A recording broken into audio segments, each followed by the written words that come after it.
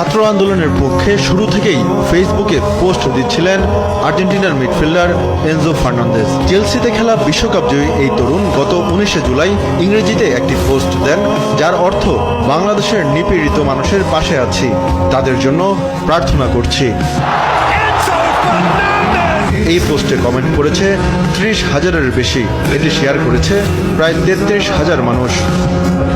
3 দিন আগে আরও একটি পোস্ট করেন তিনি, যা ফুটবল বিশ্বে ভাইরাল হয়।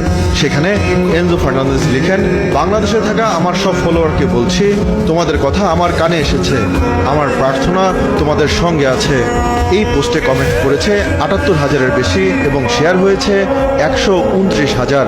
এনজো ফার্নান্দেজের আর কোনো পোস্ট এত শেয়ার হয়নি এর আগে। 4 আগস্ট ফেসবুকে সরব হন স্পেনের তরুণ ফুটবলার পাবলো গাভি। তিনি পোস্ট করেন, বাংলাদেশের